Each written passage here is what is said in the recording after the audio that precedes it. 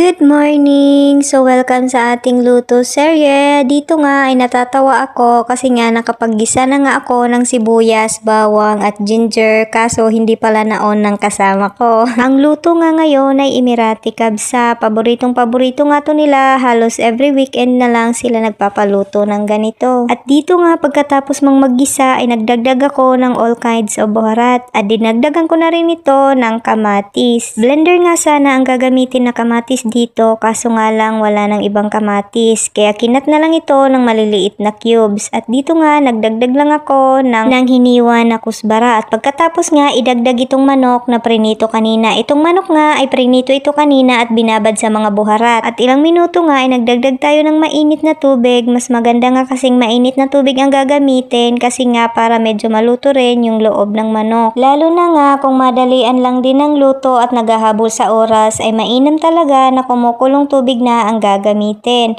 Pagkatapos nga nito ay titikman lang natin ang lasa at magdadagdag tayo ng lemon para maganda yung aroma niya. So dito nga idadagdag na natin yung sinok natin na bigas kanina.